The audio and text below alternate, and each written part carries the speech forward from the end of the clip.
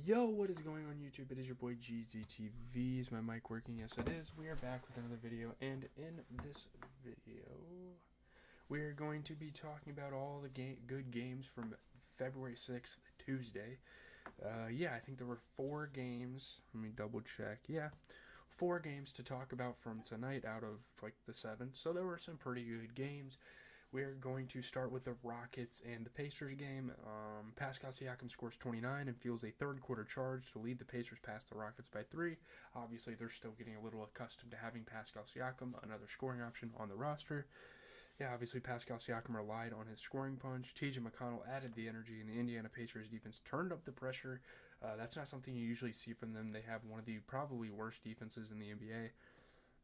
Obviously, Tyrese Halliburton had a moment with Dillon Brooks. No one likes Dillon Brooks, and we all have accepted he's kind of the villain of the NBA. Jalen Smith, insane defense. T.J. McConnell, great offense. Obviously, Buddy Hield was hitting threes. Tyrese Halliburton was hitting tough shots. Everything was just going right for this team tonight. They did everything they needed to win the game. Obviously, looking at the Rockets, Jabari Smith, put up 20. He shot 50% from 3. You get a 13-13 game for Ausar Thompson, I think. I'm in Thompson. I'm going to get those two mixed up all year. He shot 50%. You get 23 out of Dillon Brooks, who shot 50% from 3. You get 20 and 10 out of Alperen Sengun. You get 30 out of Jalen Green, who shot 60% from 3. So on paper, it looks like that the Rockets shouldn't have lost this. I feel like on their bench, though, Jeff Green is getting a little old. I feel like they need to maybe start trying other guys out. I don't know. It's kind of weird. Jeff Green isn't a guy that should really play that much for this team. He doesn't, but he does enough to kind of be like, what the hell? So Pascal Siakam put up 29. He shot 67% from 3. You get a 21-point performance from Miles Turner, who shot 33% from 3 and 50% overall. So those two were the ones that really led the way for the Pacers. Another good one for the Pacers this season. Moving on, we have the Timberwolves and the Bulls. And these next 2 games I'm about to talk about are just about the West getting knocked down. The top teams in the West just getting taken out. So Kobe White rallies the Bulls to a wild 6-point overtime win against the Timberwolves. This was a crazy, crazy game. I went to OT. Obviously, Kobe White and DeMar DeRozan both being huge scoring pieces for the Bulls. Incredible. I mean, if they can continue to do that, I don't think this is reliable. I don't think this is a long-term thing for the Bulls. They're going to have to get rid of some of these guys, but they can at least make this season look pretty solid for them. They were down by 23 at one point in this game, and usually it's the other way around. Usually the Bulls are up in games and they give it up, but huge overtime victory. Obviously, Anthony Edwards was tough, but Andre Drummond was there to play all sorts of at-the-rim defense, so they definitely limited the Timberwolves a little bit. DeMar DeRozan was facilitating. Kobe White not hitting threes. I mean, obviously, Anthony Edwards is tough around the rim. He hits a lot of tough shots.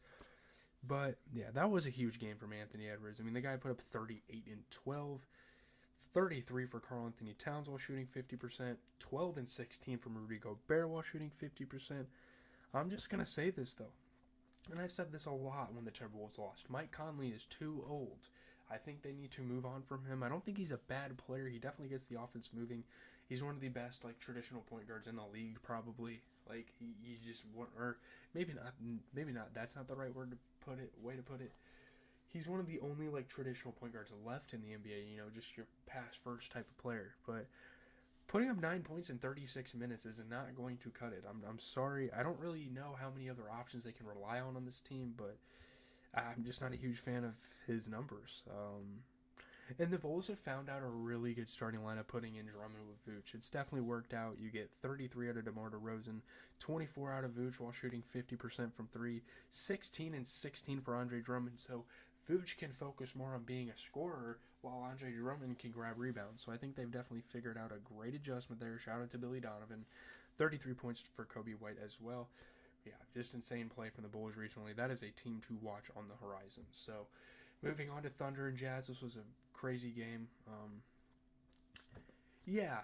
I don't know. You can blame Doc Rivers all you want. They haven't had a great track record since he's been in there, but I don't know. Speaking of Thunder Jazz, we will get to that game in a moment. Lauri Markkanen scored 33. He leads the Jazz to a 7-point win over the Thunder. I'm telling you, the Jazz are looking pretty decent now.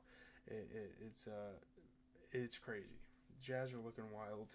I cannot believe it. They're winning huge games. They just beat the Bucks and now they beat the Thunder. They're looking super impressive. Great scoring and great rebounding for Lauri Markkanen. So yeah, huge win. Huge shots, clutch shots for Lauri Markkanen. The old coach Adrian Griffin. Yeah, of course. They weren't that bad when he was a coach. I don't know. Jazz are crazy. They always come back and win games. Chris Dunn, moving the ball around for this organization. Keontae George being a great two-way player, hustling his ass off out there.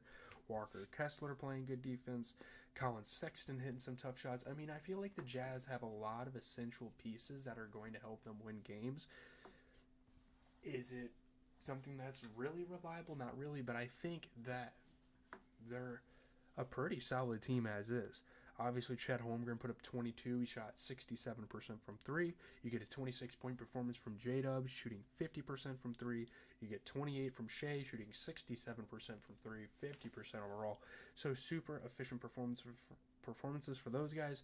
I just think Josh Giddey kind of had an off night. I mean, he's been looking pretty good this season, averaging 12 points a game, but he wasn't really out there doing a whole lot. I would have liked to see more minutes go to Aaron Wiggins because, my goodness, he has found himself with this organization. So I think him getting more playing time would have really helped them win this game.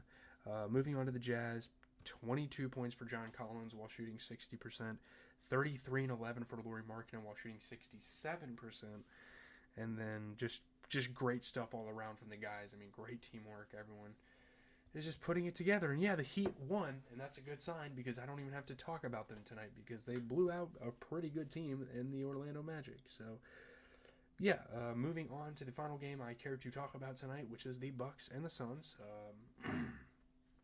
Suns just showing that duo. Celtics and Hawks, that will be fun. I'll definitely be watching that. Devin Booker scores 32. Kevin Durant adds 28. The Suns push past. Obviously, the Bucks were missing a couple of players, but winning is winning, and they won by 8. Obviously, D-Book and KD, again, just huge scoring assets for this organization. Yeah, crazy. Just KD getting past defenders, hitting tough shots. Bradley Beal shaking off defenders, hitting shots. I mean, this is just a shot-making team. Obviously, Giannis is going to be Giannis, and he's going to be dominant. But, yeah, Jusuf Nurkic was even out there playing tough and hitting some pretty decent shots. But, yeah, Giannis can't really do this himself. They didn't have Damian Lillard, so that's a huge deal. I don't know if it really cost them the game, but Giannis put up 34 and 10. Yeah, he doesn't. 33% from 3 for Giannis. You get 22 out of Malik Beasley, which is a huge game for him. He honestly stepped up for Dame, and I'm not even going to blame them or them not having Dame. I think, Chris Middleton and Brook Lopez, well, Chris Middleton got hurt early.